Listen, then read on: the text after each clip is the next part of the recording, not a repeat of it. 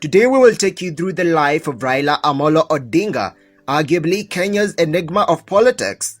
Raila Odinga was born at Maseno Church Missionary Society Hospital in Kisumu District, Nyanza Province on 7th of January 1945 to the late Maria Juma Odinga and the late Jaramogi Oginga Odinga, the first Vice President of the Republic of Kenya. Raila went to Kisumu Union Primary School, Maranda Primary School and Maranda High School, where he stayed until 1962. He spent the next 2 years at Adara Institute, a part of the philological faculty at the University of Leipzig in East Germany. Raila Odinga received a scholarship that in 1965 sent him to the technical school in Magdeburg. In 1970, he graduated with a master's degree in mechanical engineering. He returned to Kenya in 1970. In 1971, he established the Standard Processing Equipment Construction and Direction Company that specialized in manufacturing liquid petroleum gas cylinders. In 1974, he was appointed Group Standards Manager of the Kenya Bureau of Standards. In 1978, he was promoted to its Deputy Director, a post he held until 1982 detention. Raila Odinga is married to Ida Odinga, with whom they have 4 children: the late Fidel Castro, Rosemary Odinga, Raila Jr., and Winnie Odinga. Raila Odinga married Ida Oyo on September 1st, 1973. Together they have 4 children. Until his untimely demise, Fidel was a businessman and a solid pillar in his father's political endeavors. He is survived by his widow Luam Bekele and their son Alei Raila Odinga. Rosemary Odinga is a passionate educationist serving as the director of the Raila Odinga Center. This institution is dedicated to improving education standards across the country, with its main program operating out of Kibera slums in Nairobi. Raila Odinga Jr., his father's namesake, is a businessman with varied interests from energy to entertainment. He is married to Yvonne Kibukosia. Winnie Odinga serves as the director of Green Outreach Foundation Africa, an initiative centered around renewable energy to meet the emerging demands of the modern-day world. She is also a professional photographer. In 1982, Raila Odinga was placed under house arrest for 7 months by the late Daniel Arap Moi. Raila was later charged with treason following his political agitation for wider democratic space and detained without trial for 6 years. His mother died in 1984, but it took the prison wardens 2 months to inform him of her passing away, an experience he openly confesses that one of the most traumatizing in his hitherto eventful life. Released on 6th February 1988, he was rearrested in September 1988 for his involvement with human rights and pro-democracy activists pressing for multi-party democracy in Kenya, which was then one-party state. Raila Odinga was released on 12th June 1989, only to be incarcerated again on 5th July 1990, together with Kenneth Matiba and former Nairobi Mayor Charles Rubia. Raila Odinga was released on 21st June 1991, and in October he fled the country for Norway with a hint that the Kenyan government would attempt to assassinate him. At the time of Raila's departure to Norway, the Forum for the Restoration of Democracy (FORD), a movement formed to agitate for the return of the multi-party democracy to Kenya, was newly formed.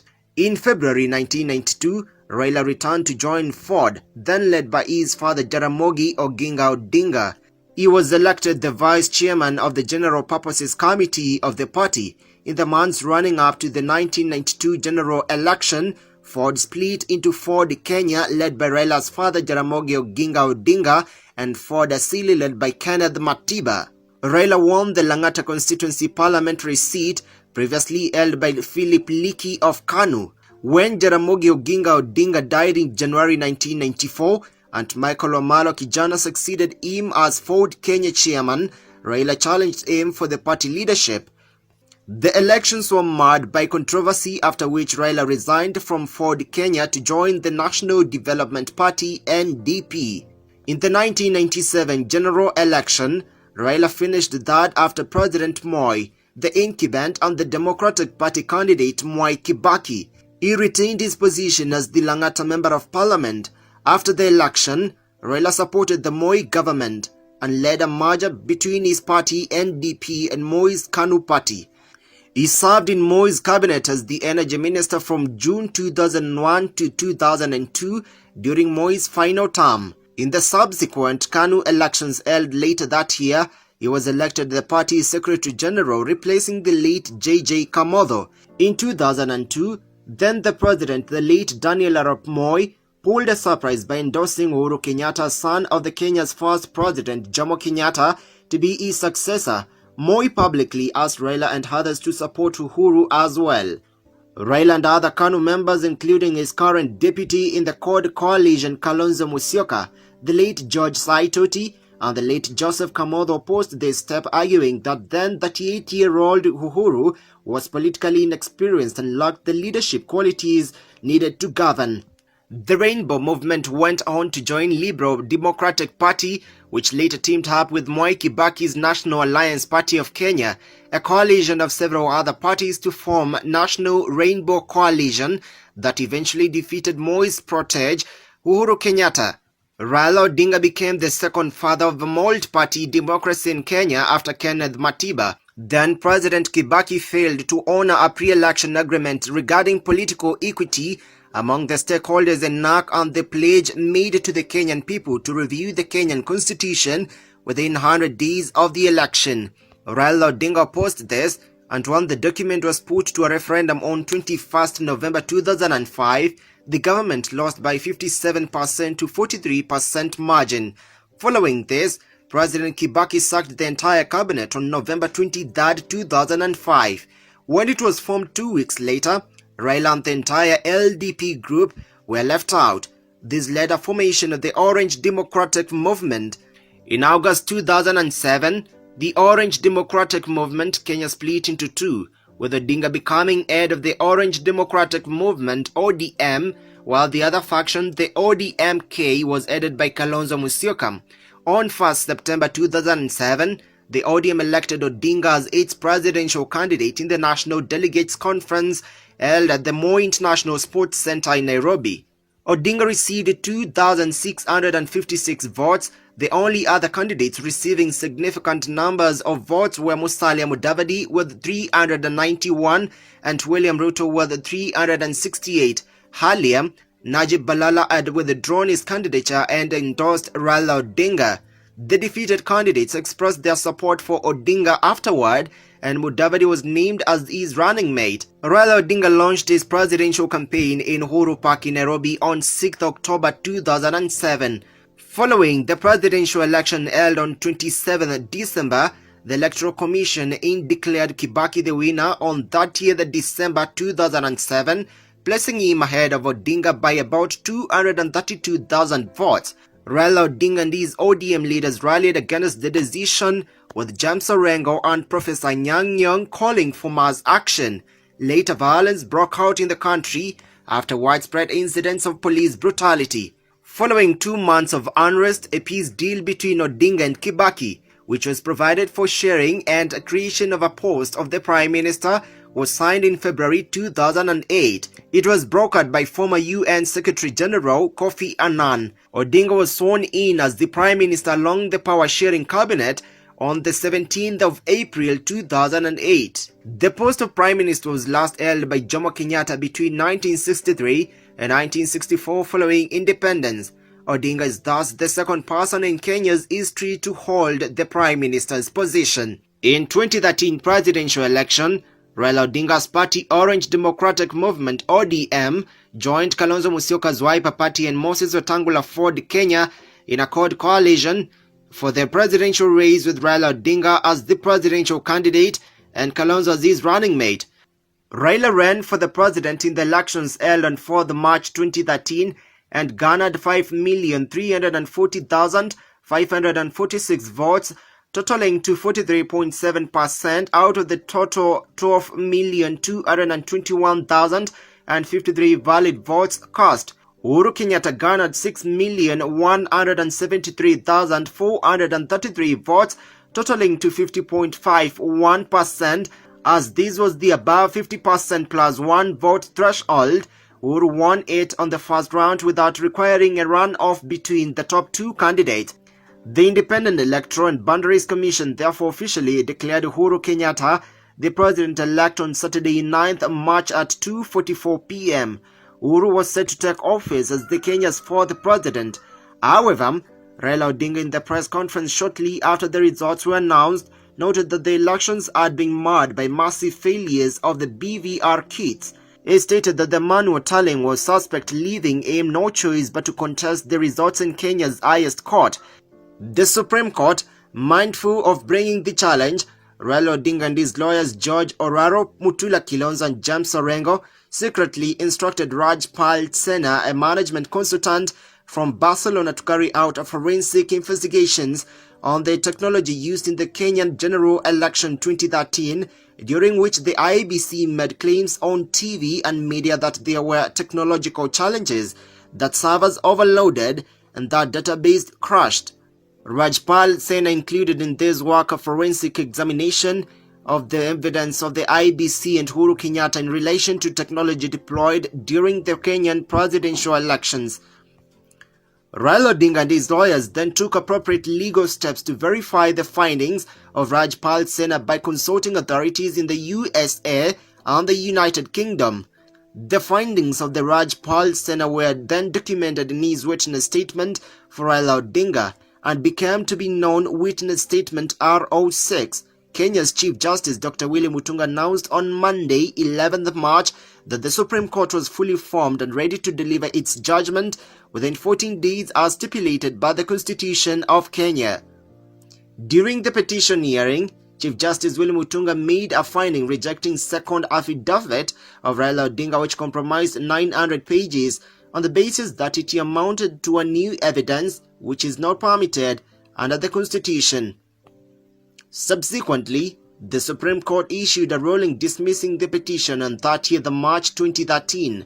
The Supreme Court, while declaring Uhuru the next president, also declared that the IEBC should not have included the invalid polled votes in the calculation of the final figures and percentages. Chief Justice Willy Mutunga also directed the Ethics and Anti-Corruption Commission and the Director of Public Prosecution carry out criminal investigations on the IEBC in relation to BVR kits. Currently, Raila Odinga now serves the public of the Kenya as the leader of the official opposition, keen to ensure the full and proper implementation of the Constitution of Kenya 2010. Currently, Raila Odinga holds a special position as the Special Envoy to African Union. Raila's office is based in Addis Ababa, Ethiopia. He, however, has another office in Nairobi, complete with staff and advisors to keep his Building Bridges initiative with Uhuru Kenyatta on track and also manage his local presence. Jaribu kupita njia hii na wakose kupitia njia kwa sababu katika county mondo mama omoswa mondo weche mang'eny dhi chiu mbele ka to mama nikech ung'eyo buok ma embe en go. Dong ung'eni mama be nigi buok. Wadwa ni mana omosu kaito dhi adhi oyue kaito wadhi yudo weche te bang' mano. Wayie. Aya.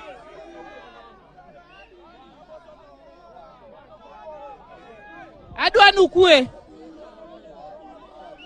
Kwe.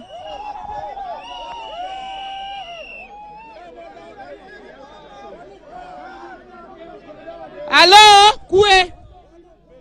Kwe bed pin kwe.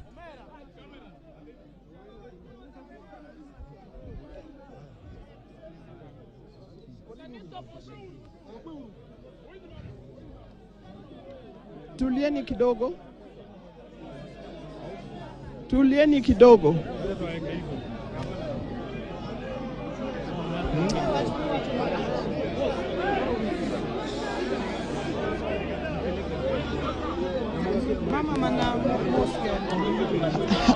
Hello? Hello? Listen. Oh, the other side.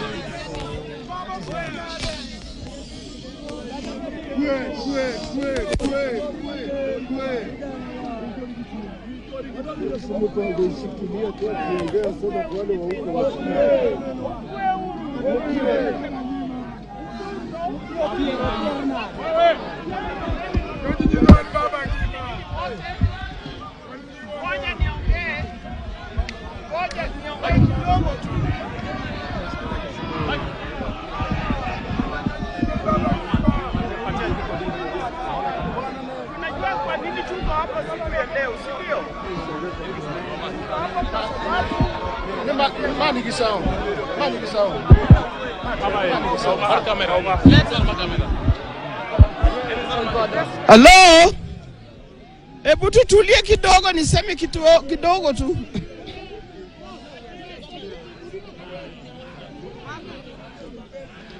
Poleni sana.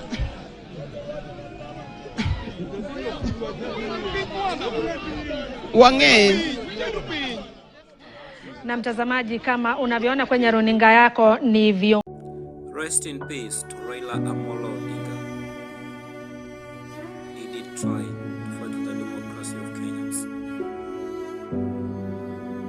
You get that. And now there is, I think Francis Atwoli, again, one person who worked with him very closely, says the passing of Raila Odinga at a time when Kenya was yearning for unity is a big blow to our country. Raila has always been the glue that held our country together during moments of political misunderstanding. He consistently rose above divisions to unite us as Kenyans. He's a man who Kenyans will remember for now and years to come. Indeed, many of our current leaders, including President William Ruto, former President Uhuru Kenyatta, Prime Cabinet Secretary Musalia Mudavadi, and several members of cabinet are in many ways Raila's political students, shaped by his mentorship and influence. Then he said that having been very close to Raila Odinga and being the last person he served in his office before leaving for India for treatment, I will forever cherish his trust in me and his unwavering commitment to Kenyan workers. And then he says, Pole to my sister Ida Odinga and the entire family. So lots of condolences they are coming, Dan, as you mentioned, for a man that will have a very rich history as people remember the things that he did, the things that he said. There's one more here. So Isaac Kalua was the chairman of the Kenya Water Towers when Raila Odinga was prime minister, and that is the time when there was a big fight about the Mau. And so he says that Kenyans mourn a true patriot, Right Honorable Raila Odinga, who dedicated his life to justice, democracy, and the preservation of our nation's soul. He stood firm when it mattered the most, including when he championed the restoration of the Mau Forest, aggressive water tower, knowing it could cost him politically. That decision reflected uncommon courage and foresight. So this is something reflecting on Raila's legacy on environmental issues. Remember, this is something that he had said actually at the time, that he was ready to lose his political support, and many people would say he actually did, because of what he did in the Mau Forest, and to a large extent the 2013 election reflected that disenchantment that came with the evictions that happened as a way of preserving the Mau. So Isaac Kalua, they are talking about it with that perspective. We also have James Ole Kiapi, Professor James Ole Kiapi. He was a presidential candidate in 2013, and he has said that the breaking news of the demise of the former Prime Minister, Honorable Raila Odinga, is profoundly shocking. Whatever we may say of the man, he contributed immensely to the life and democratization of Kenya and significantly influenced political, constitutional, and legal reforms in the country. A renowned Pan-Africanist. That's from Professor James Ole Kiapi. And just as an update, President William Ruto has convened an extraordinary meeting of the National Security Council at 10 a.m. That's when it was meant to be starting. And will later chair a special cabinet meeting at 2:30 p.m. So that is a message from the House on the Hill that President William Ruto has convened an extraordinary meeting of the National Security Council at 10 a.m. and will later chair a special cabinet meeting at 2 p.m. So we wait to see whether that is in between that, he's going to make the announcement formally to the public before he has the cabinet meeting, and we shall be monitoring that. The National Assembly also adjourned. Has also adjourned. Yeah, has adjourned. Morning sittings. Yes. And Speaker Wetangula, who appeared shaken at the time, invoked his authority understanding order number 1 to hold House proceedings and directed members of Parliament to reconvene later in the day. So he said that they're going to reconvene at 2:30, where he will give what he's calling an important communication from the chair. So that also just underscoring really how significant this is, that actually Parliament has adjourned the sittings for the morning, I guess pending what will come from that meeting at State House. Yes, and something that keeps coming up, if you look at the different people, actually let me first read Boniface Mwangi's message, and he's posted on his social media platforms. And Boniface Mwangi is currently a presidential aspirant, and he was working with Raila Odinga during the last election under the Azimio coalition. And he says, my condolences to the Raila Odinga family. Mzee amepumzika, his watch is over. What gives me hope is that last year, a generation that will liberate Kenya from the shackles of bad leadership and corruption was born. Viva the revolution, viva. And that is Boniface Mwangi, as he condoles with the family of Raila Odinga.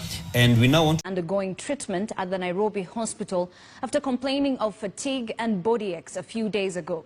According to his brother Oburu Odinga, the former Prime Minister went to Nairobi hospital yesterday for checkup but was admitted overnight for further observation with a team of doctors currently attending to him. He also confirmed that Odinga is in stable condition. Murimi Mwangi was at the Nairobi hospital following up on this developing story and now joins us from our city center studio. Murimi, we were expecting a statement from the doctors. Has it come out?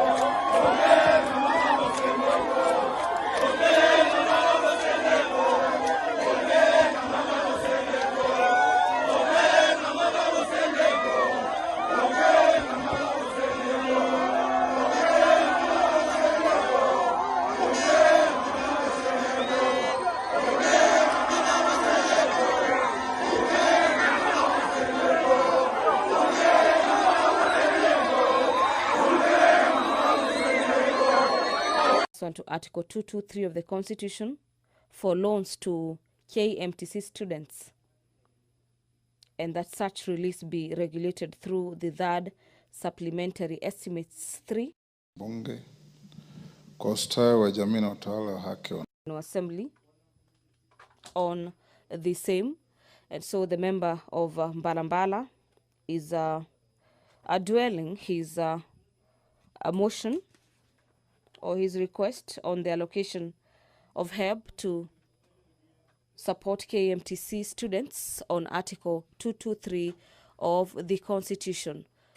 The Deputy Speaker of the House, Honorable Gladys Boss, is currently in the House this morning. Allow me to hand over for this live broadcast. Enjoy your viewing.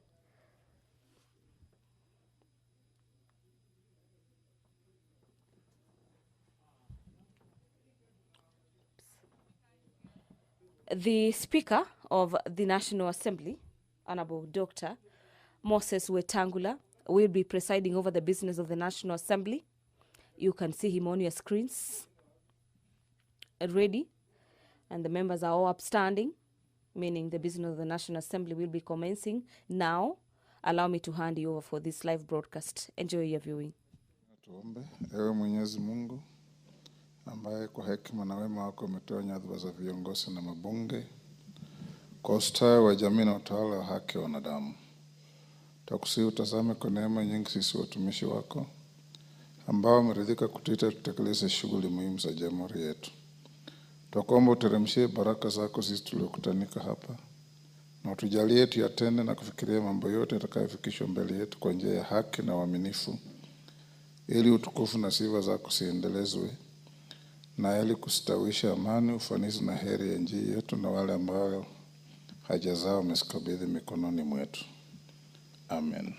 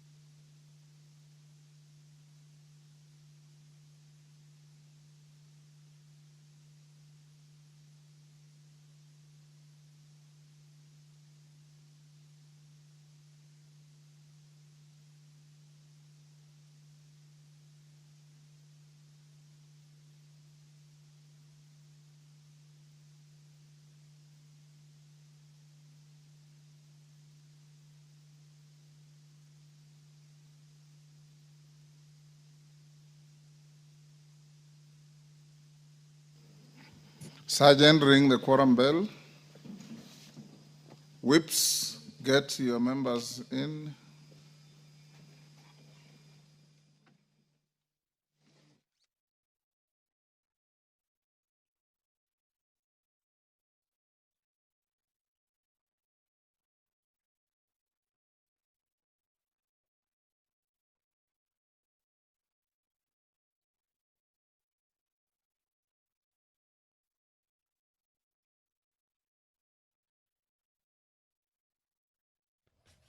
The Speaker of the National Assembly, he is currently presiding over the business of the House this morning. And upon the commencement of business this morning, we have the quorum bell on ring mode as per the directives by the Speaker. And this directive is coming from the Standing Orders number 34, subsection 1, that guides the House upon the commencement of business on matters quorum. As at this juncture, the House is not properly quorated, and we have that directive by Speaker Moses Wetangula that the Sergeant at Arms ring the quorum bell for 10 minutes for members of the National Assembly within the presence of Parliament to make their way into the chambers this morning.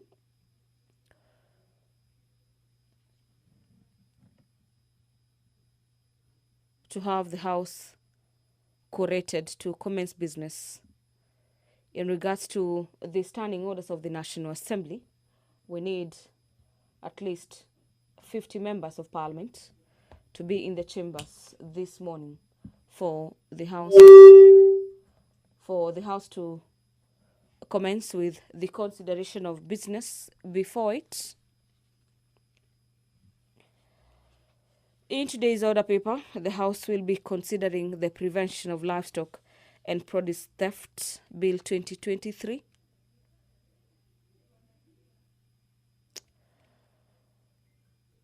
And the Productive and the Prevention of Livestock and Produce Theft is an act of Parliament seeking to provide for a legal framework for the identification of livestock, the movement of livestock, and the prevention of livestock theft, and the regulation of trade of livestock, the return of illegally acquired livestock and firearms, and for the connected purposes. In a nutshell, this is a bill that is seeking to regulate the livestock industry.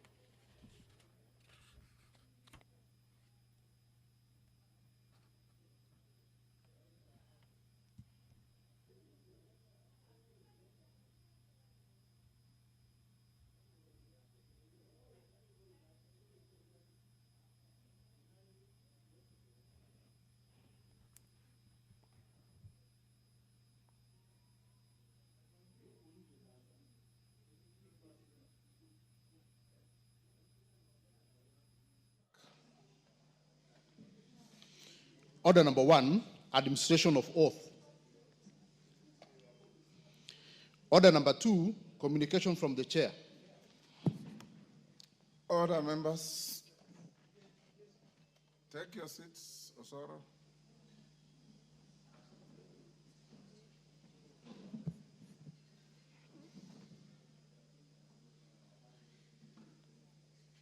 Raphael, take your seat, Baba.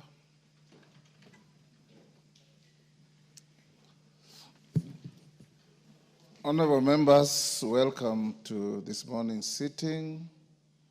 I've just come from ascending to 8 bills passed by this House. Congratulations to all of you who participated.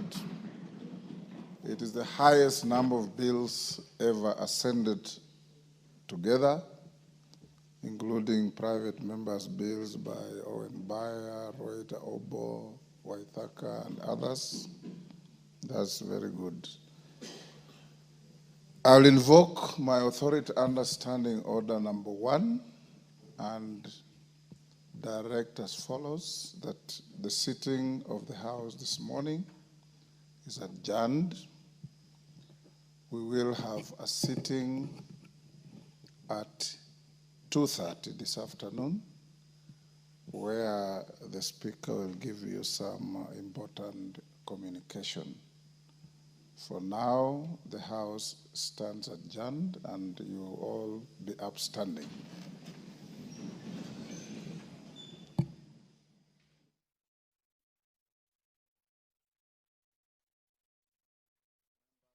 Businesses lined up this morning, you bear with the leadership and yours truly.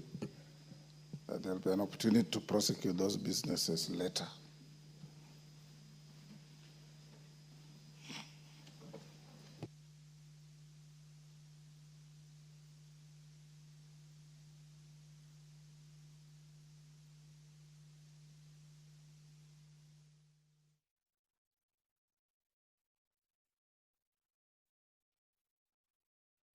Well, that marks the end of this morning's sitting that has had the Speaker of the National Assembly, Honorable Dr. Moses Wetangula, suspending today's morning sitting at the National Assembly owing to some communications he says he'll be making to members of the National Assembly in the afternoon, when the House will be sitting during this afternoon to consider a number of business before it. And remember, during yesterday's sitting, the leader of the majority party was directed to have the Cabinet Secretary for Education appear before the House to answer to issues of delayed release of capitation funds. We'll be handing you over back to the Broadcasting House for our normal programming, and until 2:30 p.m. when the National Assembly will be resuming its afternoon sitting.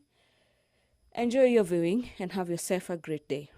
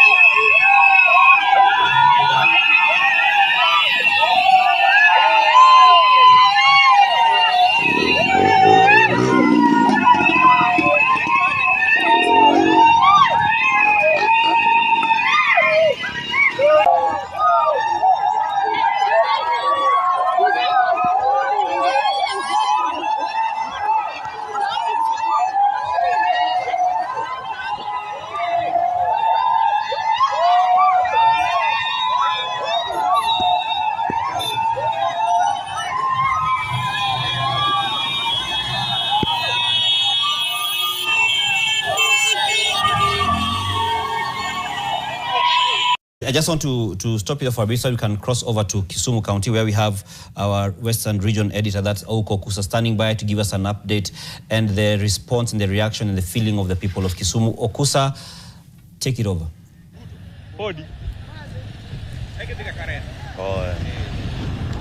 Hear me? Yes. Okusa, if you can hear me, what's the update in Kisumu County? Nakupata. Well, it is a sad morning here in Kisumu. Actually, where we are standing is right in the middle of Kisumu town. That is Odinga Street.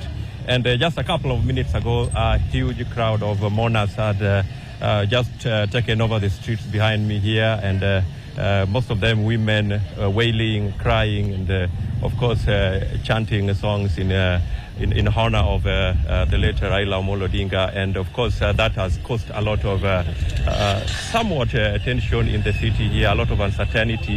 There's a lot of motorbike riders running around hooting. And of course we've witnessed a couple of shops now closing, probably in honor of the fallen ODM leader Raila Amolo Odinga. And of course we are expecting that this morning that we've just witnessed right now, a couple of minutes ago, is going to extend to other parts of the town.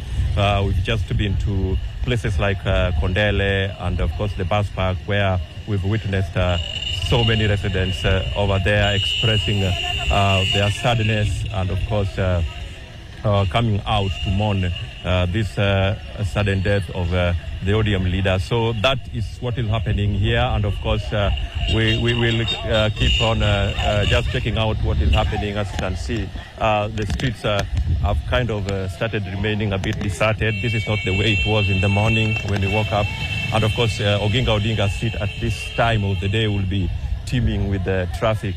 But that is not happening. Even as you can see from the footage there, a lot of people have come out of their offices and they are standing just right on the street, not sure of what is happening. What is really, again, what they're saying is that they're waiting for official announcement of this death, because so far they're waiting for the president actually and the family to officially announce the death of the Prime Minister, or the former Prime Minister.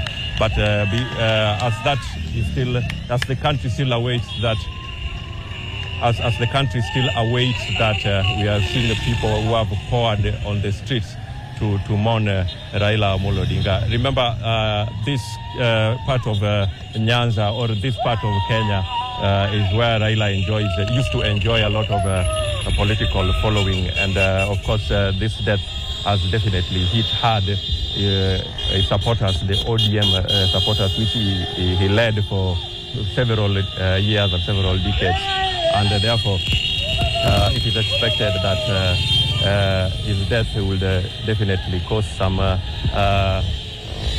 extensive amount of emotions, will provoke a lot of emotions among his supporters here, and therefore what we are witnessing is just the beginning of it. We are expecting to see a lot of mourning and a lot of mourners taking over the streets here just to express their emotions. So that's going to happen. If you can see even in the pictures there are people who are just seated on the streets here waiting. A lot of people at the same time are yet to actually believe that the ODM leader has really passed on, and therefore a sizable number of residents here we've spoken with are yet a bit uncertain whether it is really true that the ODM leader is no more, and therefore it is causing a lot of anxiety from people of all walks of life here. But that aside, there's a lot of mourning. Even motorbike riders have taken over the streets, and they're wailing and hooting and all that kind of a thing. So we expect that this will even intensify as the days go by, and we'll be here to keep our viewers updated. Of course, we've been trying to trace back the last time Raila was seen in public in these parts of Nyanza, and I think our last encounter with him was somewhere in Nyakach at a funeral, where that is so far what we can trace, that the last time we actually covered him was at a funeral in Nyakach sub-county, that is within Kisumu County. And after that, we've not been able to see him public again. But all the same, this is some news that has caught supporters down here with a lot of surprise. Taking into consideration that just the other day, his wife Ida Odinga had assured Kenyans that the former prime minister was out of danger and was recuperating well in a hospital. Yeah. So as I've mentioned there, you can see residents still a bit apprehensive and anxious and uncertain.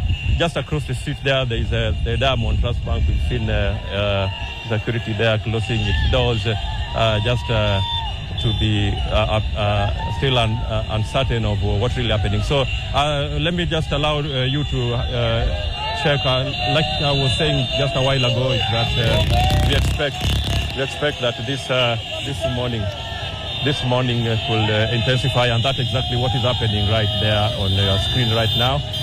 Huge. All right. Let's hear what's really happening out there.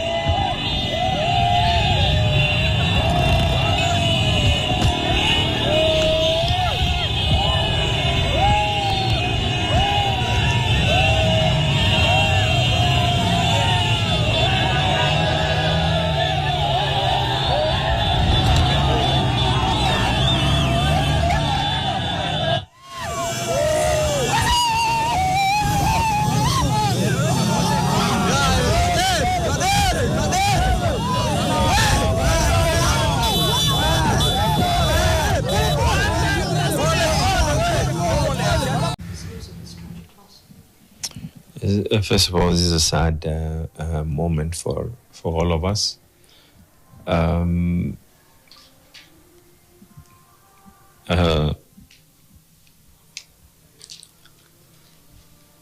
Just yesterday, before I traveled, I had some work, some donors in South Africa. And just before I traveled, I had a word with him. We were just discussing generally about a number of things, and he was in very high spirits, extremely high spirits.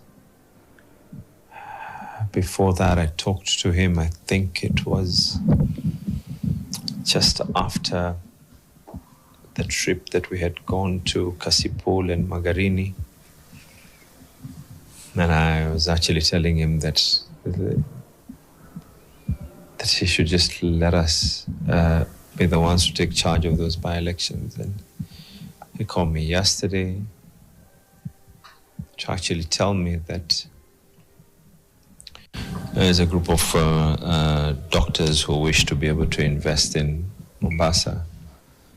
And I told him I'm traveling to South Africa. I'll be back in 2 days.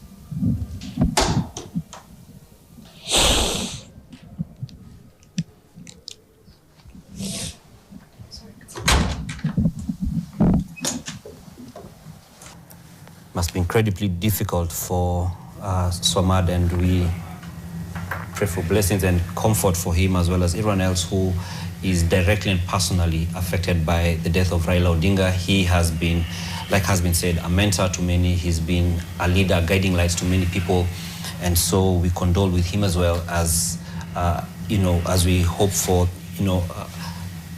a comforting time despite the turmoil that may be ongoing, and we shall be getting more updates from different people who are giving their messages or sharing their messages of condolence from different parts of the country and of the world.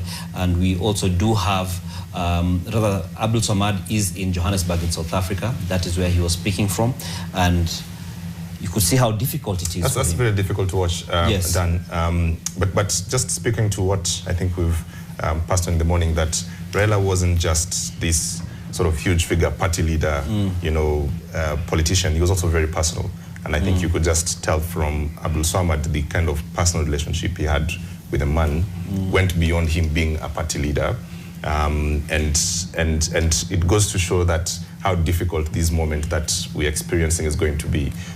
Yes, we're seeing now people on the streets. That is one way of the mourning, but we haven't seen yet the kind of how far this man traveled in terms of personal relationships. And I think that is where really the story is, that he wasn't just your typical politician. He was those things. He was a former prime minister, yes, former member of parliament, ODM leader, father, all those things, but also he was a very caring man that cared about his personal relationships, as Philip has just said about, you know, him and his son. And everyone who's met him would tell you almost a personal story, a connecting story of, you know, because he cared, he really cared. That was not a ploy, wasn't a small screen. He just was that man, a very caring man. And speaking about the poll, let's cross over though to Bondo now, where Ibrahim Karanja is there, and he's seeing exactly what's happening, the emotion of the people in Bondo, the you know, how they are receiving this news. Ibrahim Karanja in Bondo, just tell us, what are the people saying? What are they hearing from? What are you hearing from the people? What exactly are they saying? You know, right there as the people talk.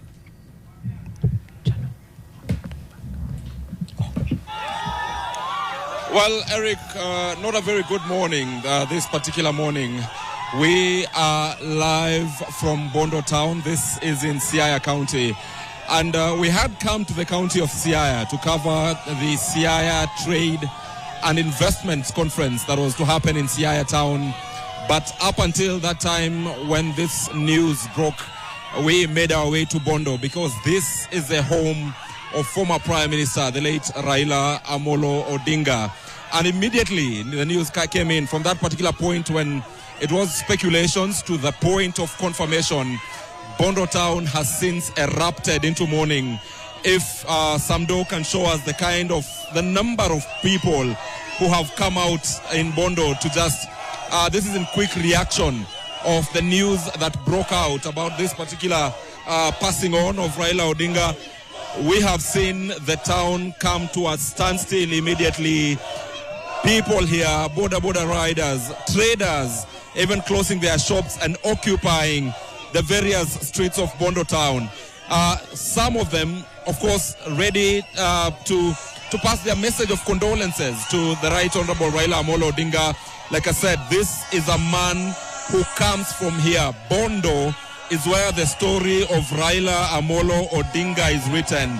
This is where he went to school, not too far from here, both Maranda Primary, Maranda High School, and this is where his home is, the Opoda farm, not very far from here. And I'll be trying, because right now emotions are running high.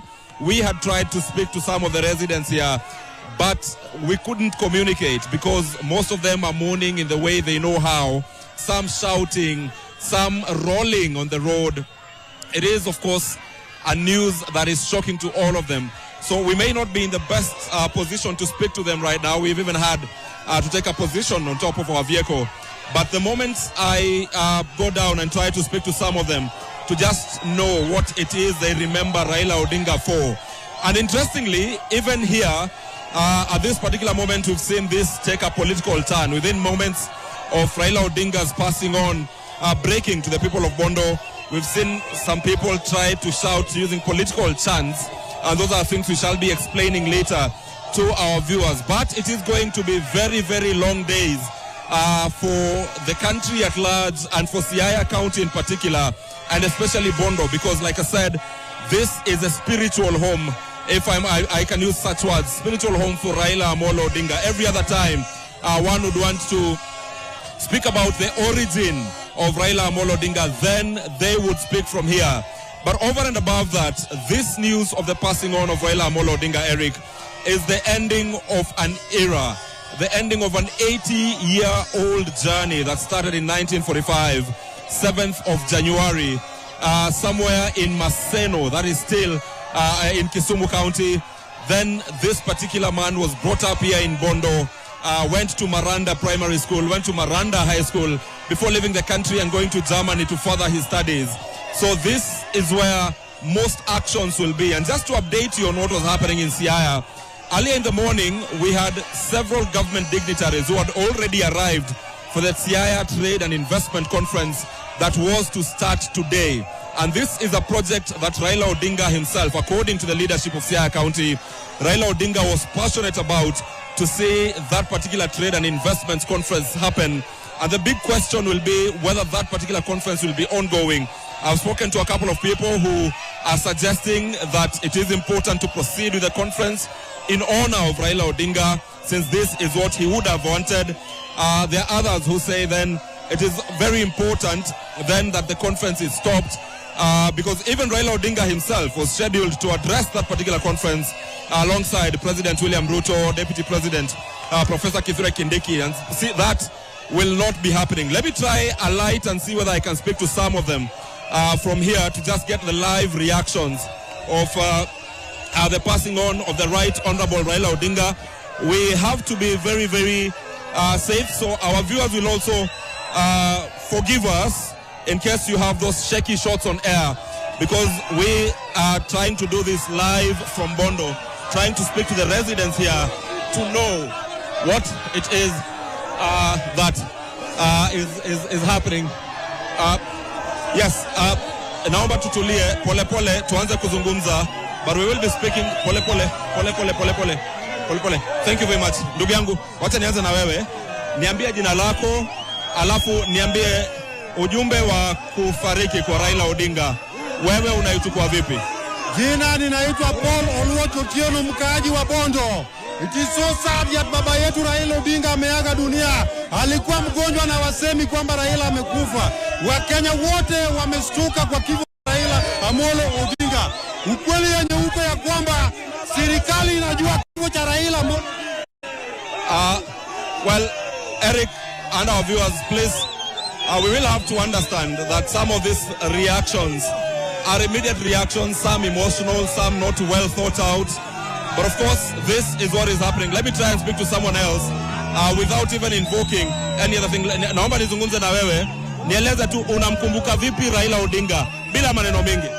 Mimi kama mkaji wa Bondo, naitwa Steven Zembojuma, nasema kwamba kifo cha Raila Odinga imetumaliza kama Wajaluo.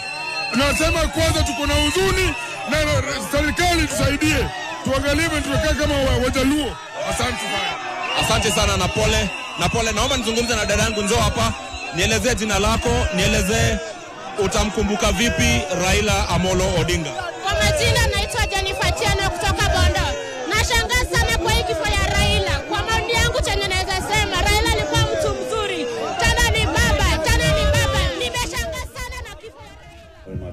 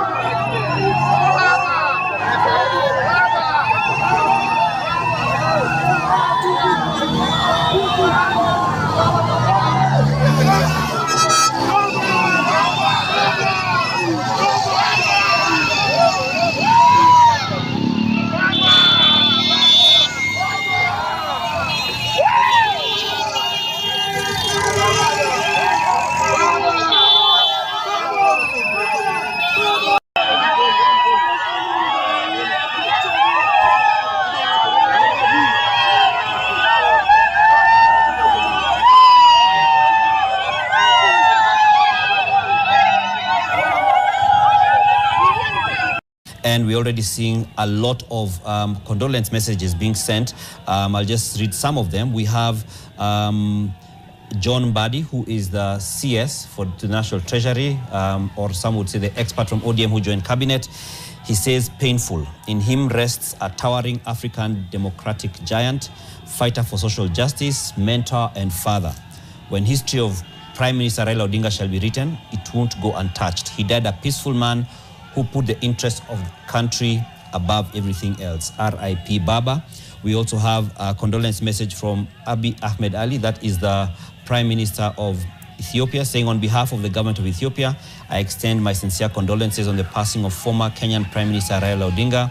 May he rest in peace. Then we have a man who has been very close to Raila Odinga, and that is Salim Lone. And I'll just get some excerpts of his condolences. He says, this is the saddest day in our history. Kenya will never be the same. Millions of hearts have been broken, mourning the passing of a leader who was never allowed to be president, and yet he still remained beloved for many more years than any president ever was, because Kenyans knew he was the one making sacrifices and fighting for a better life for them by reducing our gross inequalities. While all our presidents curtailed our freedoms and rights to entrench their power and wealth, Raila's vast popular following allowed him, without ever holding power, to enlarge democracy and inclusion for the struggling masses and the marginalized communities that languished in the farthest corners of this great land. That is why, despite at least twice winning the presidency, it was the loser who was announced the winner, and that is from Salim Lone. And we are also now joined in studio by Philip Kisia, who is not new to many of us. He has been in the political circles, he's been leadership in Nairobi. Karibu sana Bwana Kisia. Yeah, and just a couple more condolences. Yes. And good to see you.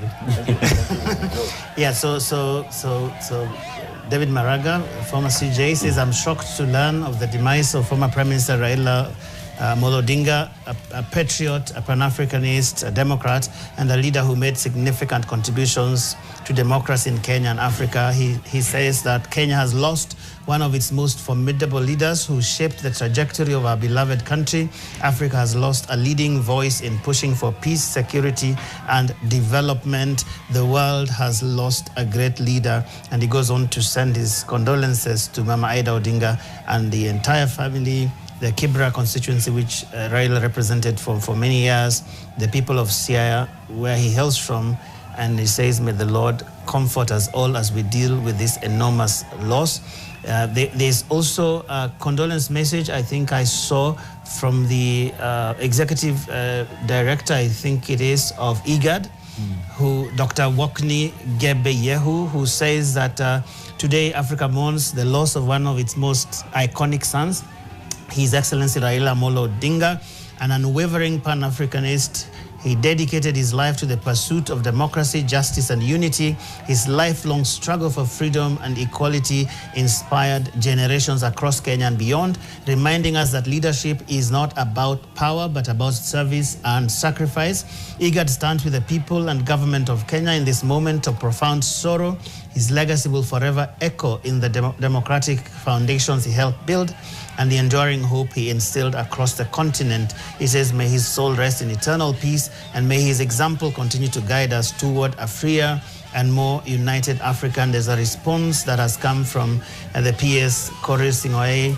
Thank you for your words of comfort, Excellency. I think this would have been a good time for there to be that announcement from government to put things in perspective. But lots of condolences done coming in for this man who, as I mentioned earlier, was a permanent fixture of Kenya's politics for all of, I think, 4 decades plus. Yeah, and just this morning, the Speaker of the National Assembly, Moses Wetangula, has adjourned the sittings owing to this news, and we shall be getting that footage. A giant, but he was a human being beyond human being. Okay, yeah. And I just want to read the message of condolence from Uhuru Kenyatta following the death of former Prime Minister Honorable Raila Amolo Odinga, as is on the screen. And this is from the office of the 4th President of Kenya. And he says, my heart is heavy and my spirit is burdened with a grief that is both profound and deeply personal. The news of Raila's passing has left a silence that echoes across our nation. A silence where once there was a voice of thunder and conviction. To me, Raila was more than a political colleague. He was a defining part of my own journey in public service and in life. Raila and I were navigators on opposing currents, charting different causes for the nation we both loved. At some point along the journey, we became political opponents, and often the weight of that competition felt immense. Baba, as we fondly refer to him, was a man who made you sharpen your own ideas, compelling you to defend your positions with rigor and passion. However, in the recent years, a different bond was forged, one of respect, of shared patriotism, and a common desire to see a united Kenya. The journey from fierce political opponents to partners in the pursuit of handshake unity taught me the true measure of the man. I saw firsthand his unwavering passion for this country, his deep-seated belief in justice, and his incredible capacity to think beyond personal ambition for the sake of national peace. He was a formidable opponent, but he was an even more invaluable ally in the cause of reconciliation. I have lost a friend and a brother. I will miss our conversations, sometimes challenging, always insightful, and the fire of belief that never left his eyes. To Mama Ida, the children, and the entire Odinga family, I extend my deepest, most heartfelt condolences. You have shared Baba with Kenya for a lifetime, and we mourn with you. We have lost a father to the nation, a steadfast champion for the people, and a true son of Kenya. His legacy is not just in the political battles he fought, but in the peace he helped build. It is etched in the very fabric of our nation. Rest in peace, my friend. Your work here is done, but your echo will never fade. Signed by His Excellency Uhuru Muigai Kenyatta, CGH, the 4th President of the Republic of Kenya, on this 15th day of October 2025. And that is quite very instructive. I think even the picture that he chooses to accompany this message, and I think the honesty of the message that they charted different paths and navigated and had different sort of ideologies and ideas of where the country should go, and these almost opposing, challenging views became this political sort of theater that the country experienced between these two gentlemen.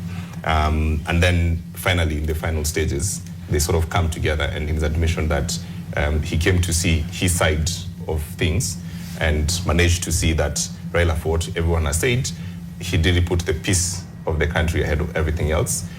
He thought that whatever his political ambitions were, and whatever the circumstances and ideas that he had and would bring to the table, the peace of the country would sort of be the bedrock where that would be laid. And I think he stepped back many times. I think I remember, and a number of incidents I can cite, but I remember when we were covering the Bomas conference. I mean, he was very big on a devolved system of government. He was a great proponent, I think, to his death of the so-called Bomas draft. Now, the Bomas draft had a powerful prime minister and a president who was somewhat powerful but largely ceremonial. And it's something that he believed. His idea around this was that we needed to move closer to a parliamentary system where where the prime minister, whoever became prime minister, then needed to get the majority of seats from around the country, and that would kind of ensure certain representativeness that the winner-take-it-all presidency he believed did not provide. However, it was interesting that at Bomas, he had just at the very last minute, this must have been 15th of March 2004. This is when now the Bomas conference is concluding.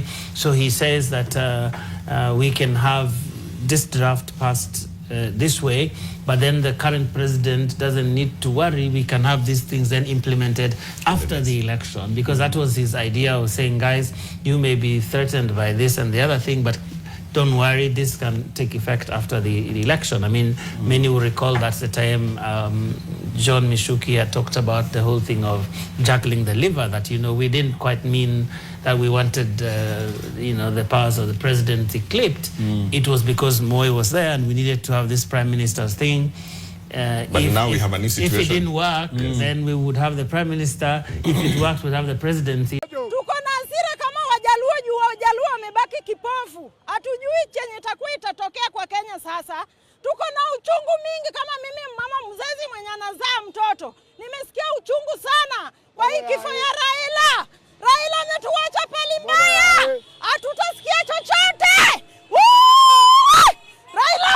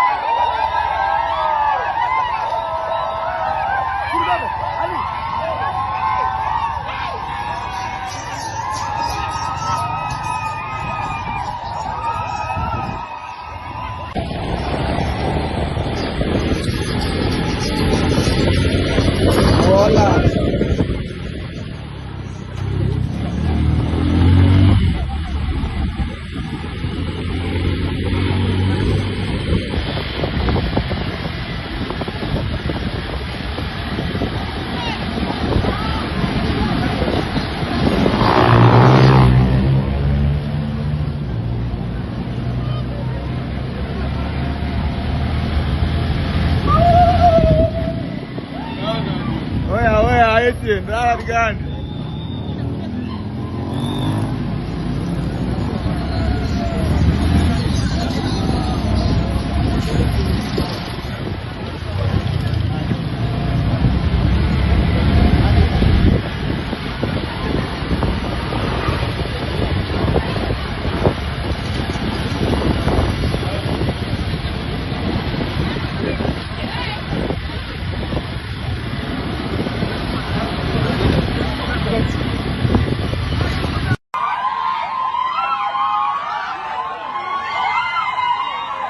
Nda kusumbua.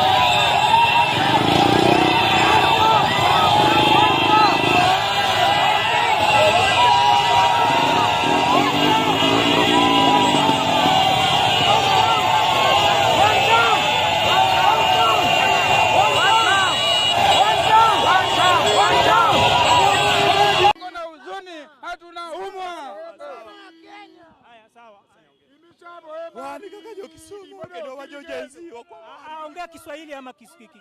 Sisi kama majenzi hatujafurahia kenye imefanyika leo. Tumemiss baba. Baba Kwa majina naitwa Odinga na kama Gen Z clan sisi it's so tragic kwetu kupoteza the father of the nation. All we ask is the country, the state to join us in the morning and to uphold peace. Bana, hii kifo imetuuma sana kama mayouth, majenzi. Nani atatusaidia saa hii? Hakuna mtu wa kutusimamia. Imetuuma kama majenzi. Tusimame kwa pamoja, tushikane kwa pamoja.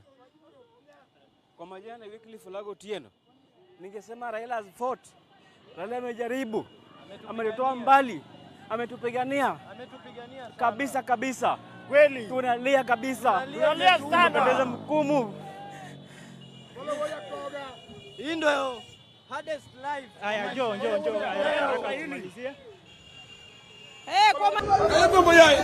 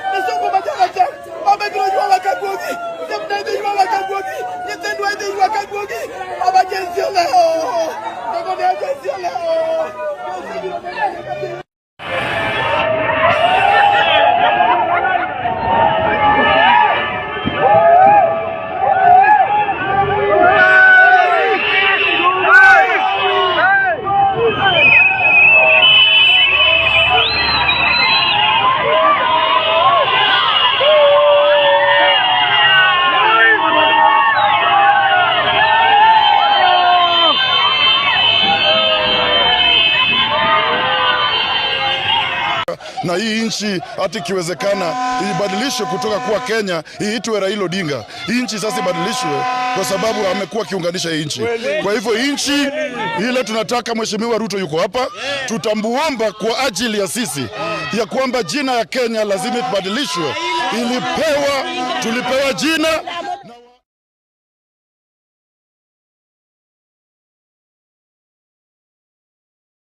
By now, ladies and gentlemen, najua kwamba nyi wote mshapata ripoti kwamba kiongozi na kinara wa ODM Raila Amolo Odinga ameweza kuiaga dunia akiwa kule pande za India baada ya kupata cardiac arrest wakati ambapo alikuwa anafanya morning walk, zile walk za kawaida za asubuhi. Kwa hivyo katika hii video ningependa nikujulishe the latest things ambazo zinafanyika, na ili tuhakikishe kwamba tunapata habari latest kabisa, kuna jambo rahisi sana ambalo tutaweza kufanya. Wajua lazima tukae tukiwa updated jinsi ambavyo inastahili. First of all, karibu.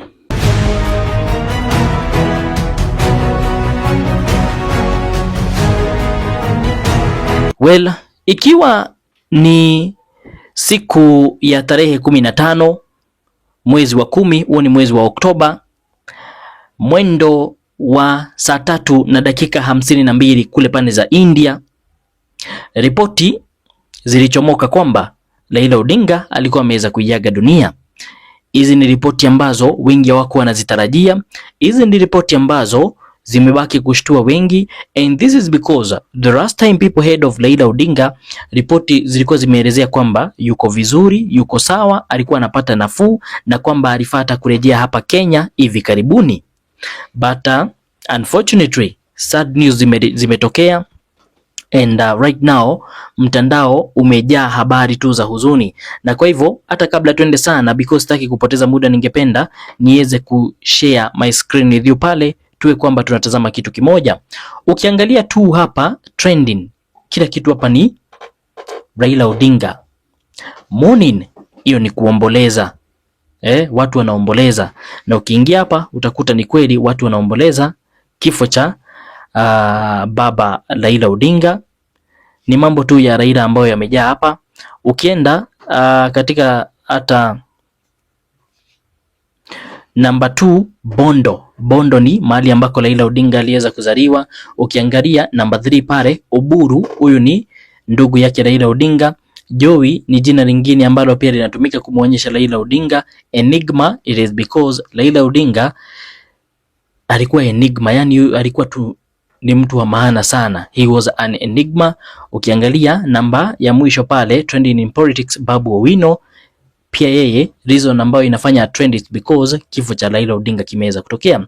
Lakini ningependa nikupeleke kwa vitu ambavyo sasa tuna gauge from number 1 mpaka namba ya mwisho ni gani ambayo inazungumziwa, which is trending number 1. Raila Odinga already shaweza kupata 90k post. Katika hii video mtazamaji wangu, kitu hasa ambacho kimefanya ni kurete hapa, it's because nataka nikuonyeshe hali iko aje kwenye ground. Watu wamereact aje kuhusiana na kifo cha Raila Odinga, hasa tukiangalia sana eneo la Bondo, mahali ambako Raila Odinga ndo nyumbani kwake. Kwa hivyo tukiingia hapa, ningependa nikuombe kwamba if this is the first time watching a video from this channel, unaweza ukajiunga nasi hapa Daffy Updates kwa kusubscribe katika hii channel. Ni rahisi sana, just click the subscribe button under this video and also give this video a thumbs up ili watu waweze kuitazama na waelewe ni yapi ambayo yanafanyika. Na mwisho kabisa, weka alama ya notifications ikiwa on, itasaidia any other time kukiwa na habari mpya unazipata ukiwa mtu wa kwanza. Kwa hivyo asante sana, na wacha tuendelee na taarifa na matangazo ya siku ya leo. Ukiangalia hii ni picha ambayo wengi sijui wapo washaiweza kuitazama, ni picha ya Raila Odinga at a young age. Probably hapa alikuwa miaka 13 pale, between 13 and 15. Utaona alikuwa ni kijana mdogo sana, na ni picha ya miaka ya kitambo. Lakini pia utaona watu wamezidi kumzungumzia, na hii ni katika picha hali ambazo zinachomoka kule pande za Bondo. Ningependa nikuonyeshe videos kadhaa. Bondo residents flock the streets to mourn the death of Raila Odinga. Ukiangalia picha kama hii utaona watu wamejaa, wengine wanalia huzuni, kilio cha kweli kabisa.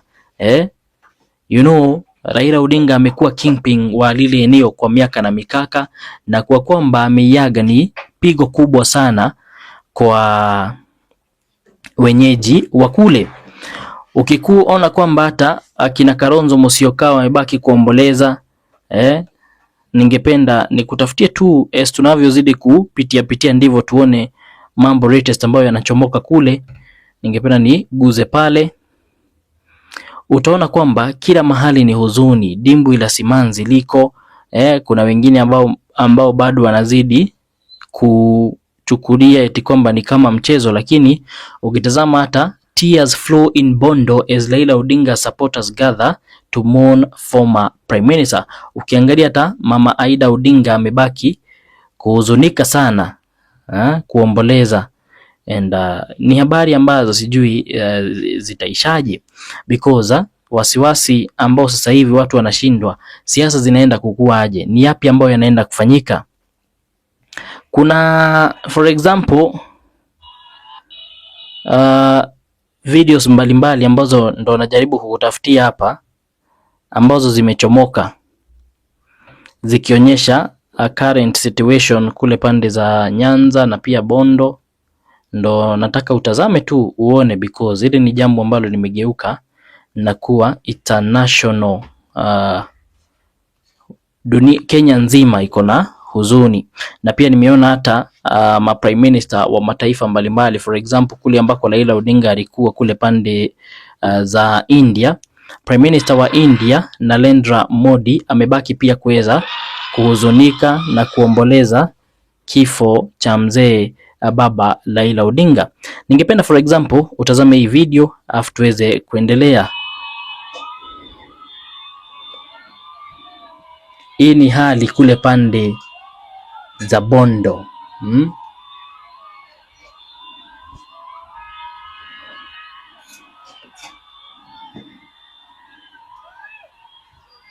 Ni huzuni kubwa sana, watu wanaomboleza. Ukitazama kila mahali ripoti ambazo ziko ni za the tears flowing in Nyanza and beyond aren't only for one man. They mourn an era, a lifetime of battles, and a voice that never bowed to silence. Farewell, Raila Odinga Baba, you bore Kenyans hope longer than anyone else ever could. At the same time, Rais wa Kenya William Samoei Ruto aliweza kufika Karen residence kwake Raila Odinga. Hii hapa ni picha ya moja kwa moja kutoka yale maeneo, na amefika pale kuweza kufikisha rambirambi zake, ikiwa kwamba Raila Odinga ni mtu ambaye walikuwa na ukaribu wa mkubwa sana, kwa kwamba alikuwa ameingia hata kwenye broad based government. Ni kitu ambacho kimemwadhiri Ruto moja kwa moja. Ukiangalia huyu ni Ruto, yule pale ni mama Aida, na wako nyumbani Karen residence kwake Raila Odinga. Ukitazama pia watu wengine kama akina Gladys Wanga wako pale, akina Musalia Mudavadi wako pale, na wamefika pale tu kuweza kuonyesha rambirambi zao, kusimama pamoja na familia ya Raila Odinga, and it is because hii hapa ni pigo kubwa sana ambalo limeweza kutokea, and it's going to be a very sad era. Najua hili si jambo la siku moja. Ukiangalia kina Kimani Ichung'wah, akina Junet Mohamed, wote wako pale kuweza kuomboleza na familia kule Karen residence, na hii ni ripoti ambayo zinazidi kuchomoka pindi tu mambo yanavyozidi kuendelea. Kwa hivyo mambo ni mengi sana, mtazamaji wangu, ambayo yanafanyika, and it's up to us kutoka upande wa pili tuhakikishe kwamba mnapata hizi taarifa pindi tu zinapojitokeza. Kwa hivyo ili kuhakikisha kwamba yote ambayo yanafanyika unayapata moja kwa moja, jambo la kufanya ni rahisi sana. Jua tu kwamba hali kule pande ningependa for example pia utazame video kama hii ambayo inaonyesha hali ilivyo pande za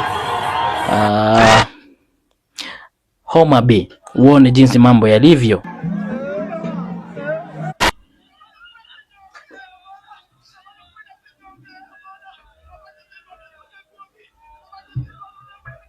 Utaona watu wamejaa katika nyumbani ya Raila Odinga ambayo iko kule pande za Homa Bay kuweza kuomboleza. Ni huzuni kubwa sana, ni simanzi, ni majonzi, na watu wameumia. You know, Raila Odinga, mtazamaji wangu, si eti kwamba tu alikuwa ni mwanasiasa, mtu ambaye amekuwa katika picha za siasa kutoka miaka ya 1980s kule, na sasa hivi tuko 2025. It's an end of an era. Si eti kwamba tu ni mtu amekufa, ni era ambayo imeweza kuisha. Kwa hivyo mtazamaji wangu, mambo ni mengi ambayo yanazidi kufanyika. Nitakuwa hapa kukujulisha yote pindi tu yanavyozidi kujitokeza. For the meantime, asante sana kwa kutazama. Kabla ya kuondoka, kisha kujiunga nasi kwa kusubscribe, kwa kulike video na kwa kuweka alama ya notifications ikiwa on. Bye bye.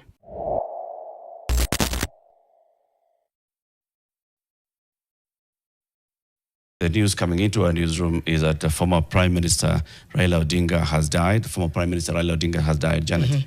The former Prime Minister, who's been undergoing treatment in India, passed away this morning in the Indian city of Kochi. He was 80 years old. Multiple sources in the former Prime Minister's office and those in his party ODM, as well as sources in government, have all confirmed Raila Odinga's death.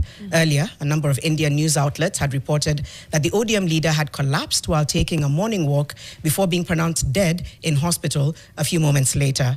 2 days ago, Raila's elder brother, Dr. Oburu Odinga, had confirmed that the opposition leader was undergoing treatment in India after speculation swirled around his health and his whereabouts. The president is expected to make the formal announcement later this morning after a security briefing. That is the breaking news update that we have for you this morning. The former Prime Minister, Raila Odinga, is dead. Let's just take it again. Yeah. It is incredibly shocking news for the nation. But yes, we have seen your comments, and it's important that we're able to verify information and before sharing it. But the former Prime Minister who has been undergoing treatment in India passed away this morning in the Indian city of Kochi. Now, he was 80 at the time of his passing, and multiple sources in the former Prime Minister's office and those in his party ODM, as well as sources in government, have all confirmed Odinga's death. Earlier, a number of Indian news outlets had reported that the ODM leader had collapsed while taking a morning walk before being pronounced dead in hospital a few moments later. 2 days ago, Raila's elder brother, Dr. Oburu Odinga, confirmed that the opposition leader was undergoing treatment in India after speculation swelled around his health and his whereabouts. Now, the president is expected to make a formal announcement later this morning after a security briefing. Incredibly shocking news, and we will continue to eulogize Raila Odinga as, of course, a statesman, a leader, of course, a father, a Baba to many, known to many as Baba. It's been, of course, the speculation has been rife, but it is important that we're able to do this properly, and we do it for the president's official announcement as well, so that he can confirm and speak to the nation regarding Raila Odinga's passing. Yeah, to make that formal address. Condolences. A lot of people obviously will be processing this grief and shock. As Mariam said, we continue to wait for a formal announcement by the president, William Ruto, to just officially give that news to the country, to the world, so that we're able to get it directly from him. But that, so far, we can now confirm that the former Prime Minister is dead at 80 years old. Yeah.